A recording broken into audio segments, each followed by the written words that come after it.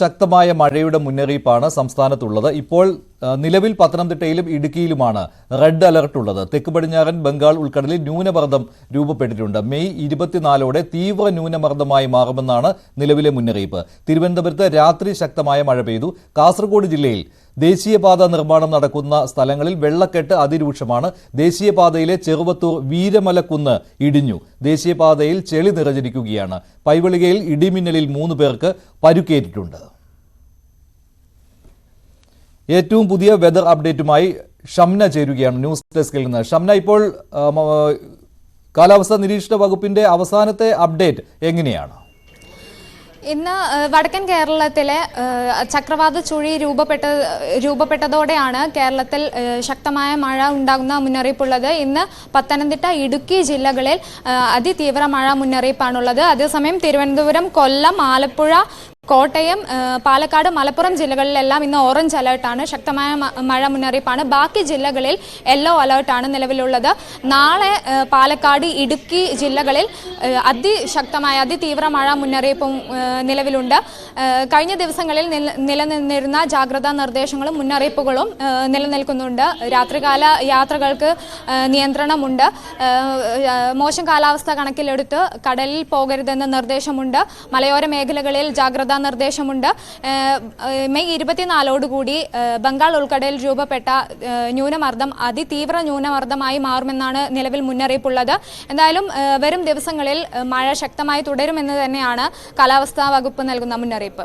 ശരി ഷംന, തലസ്ഥാന നഗരിയിലാണ് പ്രശ്നം അതിരൂക്ഷമായിരിക്കുന്നത്. സ്മാർട്ട് സിറ്റി റോഡുകളുടെ നിർമ്മാണം ഇപ്പോഴും തുടരുകയാണ്. 8 റോഡുകളുടെ നിർമ്മാണമാണ് നഗരത്തിൽ ഒരേ സമയം ഇപ്പോൾ തുടർന്നുകൊണ്ടിരിക്കുന്നത്. മഴ പെയ്തതോടുകൂടി പ്രശ്നം രൂക്ഷമായിരിക്കുകയാണ്. ചെളി നിറഞ്ഞിരിക്കുകയാണ് എല്ലാ സ്മാർട്ട് സിറ്റി റോഡുകളിലും. ജൂൺ 15 ഈ റോഡുകളുടെ നിർമ്മാണം പൂർത്തിയാക്കാൻ കഴിയൂ എന്നാണ് മന്ത്രി വി ശിവൻകുട്ടി ഇന്നലെ പറഞ്ഞത് അവലോകന യോഗത്തിന് ശേഷം. അതും ഇപ്പോൾ സാധ്യമാണോ എന്ന കാര്യം സംശയമാണ്. പലയിടങ്ങളിലും സ്മാർട്ട് സിറ്റി റോഡുകൾ വെള്ളത്തിലാണ്. ഇപ്പോൾ അട്ടക്കുളങ്ങരയിൽ സ്മാർട്ട് സിറ്റി റോഡുകളുടെ പ്രശ്നം കാണാം. വി വിനോദ് തയ്യാറാക്കിയ റിപ്പോർട്ട്.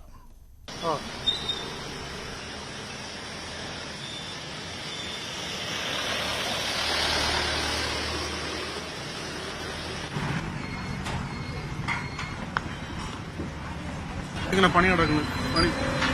എത്ര ദിവസം 2-3 മാസം കൊണ്ട് നടക്കാനാണ്. മഴ വന്നപ്പോ ബുദ്ധിമുട്ടായോ?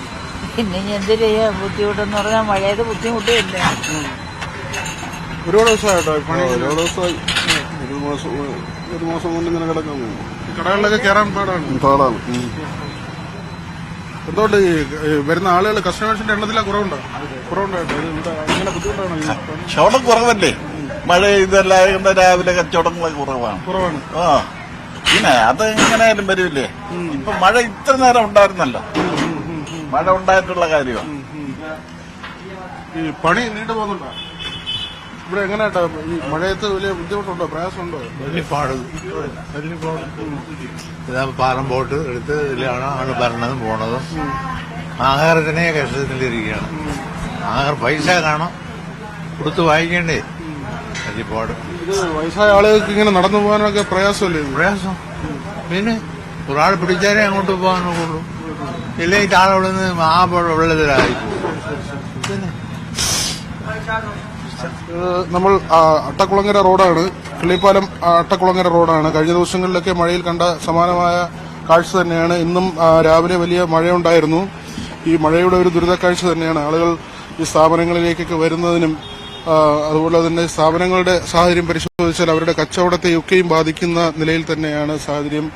ഈ നിർമ്മാണ പ്രവർത്തനങ്ങൾ വലിയ നീണ്ടുപോകുന്നു, അത് സമയബന്ധിതമായി പൂർത്തിയാകുന്നില്ല എന്നൊരു പരാതി തന്നെയാണ് കഴിഞ്ഞ ദിവസങ്ങളിൽ ഉണ്ടായത്. ഈ വകുപ്പുകളുടെ ഏകോപനം അത് സംബന്ധിച്ചൊക്കെ വലിയ വിമർശനമുണ്ട്. ഏതായിരുന്നാലും മഴക്കാലം വീണ്ടും കാലവർഷത്തിലേക്ക് കാര്യങ്ങൾ പോകുമ്പോൾ ഒരു ഇടവേള പോലുമില്ലാതെ ഒരുപക്ഷെ വേനൽ മഴയിൽ നിന്ന് കാലവർഷം എന്ന നിലയിലേക്ക് കാര്യങ്ങൾ പോയാൽ ജനങ്ങളെ സംബന്ധിച്ച് അത് വലിയ ബുദ്ധിമുട്ട് തന്നെയാകും. തിരുവനന്തപുരം നഗരത്തിലെ പലയിടങ്ങളിലും ഇതാണ് കാഴ്ച. ജനറൽ ആശുപത്രിയിൽ നിന്ന് വഞ്ചൂർ ഭാഗത്തേക്ക് പോകുന്ന റോഡൊക്കെയും അവിടെ സ്കൂളുകളും കോടതിയും ഒക്കെയും ഉള്ളതാണ്. വലിയ തിരക്കുള്ള പ്രദേശമാണ്. ആ നിലയ്ക്ക് പല സ്ഥലങ്ങൾ, തൈക്കാട് ആശുപത്രിയുടെ മുന്നിലെ റോഡ്, അവിടെയും ഇപ്പോഴും നിർമ്മാണ പ്രവർത്തനങ്ങൾ നടക്കുകയാണ്. വലിയ വെള്ളക്കെട്ടാണ് നമ്മൾ ഈ കാണുന്നത്. പല കടകളും അടച്ചു പോകുന്ന സാഹചര്യമുണ്ട്. ഈ പ്രവൃത്തികൾ അനന്തമായി നീളുന്നത് കൊണ്ട് തന്നെ ആളുകൾക്ക് കടകളിലേക്ക് കയറാൻ പറ്റാത്ത സാഹചര്യം. മഴ കൂടി ആയതോടുകൂടി വലിയ പ്രതിസന്ധിയായിരിക്കുന്നു. പലരും ഈ താൽക്കാലിക പാലം പോലെ പലതും നിർമ്മിച്ചിട്ടുണ്ടെങ്കിലും അതൊക്കെ തന്നെയും തകർന്നുപോയ അവസ്ഥയിലാണ്. നമുക്ക് ആ ദൃശ്യങ്ങളിൽ കാണാം, പാലം നിർമ്മിച്ചിട്ടുണ്ടെങ്കിലും അത് വെള്ളത്തിൽ തകർന്നു കിടക്കുകയാണ്. ഇതൊക്കെ കച്ചവടത്തെ വലിയ തോതിൽ ബാധിക്കുന്ന കാര്യം തന്നെയാണ്. അനന്തമായി ഈ പ്രവൃത്തികൾ നീണ്ടുപോകുന്നത്, അതിനെതിരെയാണ് വലിയ വിമർശനം ഉയർന്നു വരുന്നത്. ഹരി വിതുരയ്ക്കൊപ്പം വി വിനോദ്, ന്യൂസ് 18 തിരുവനന്തപുരം.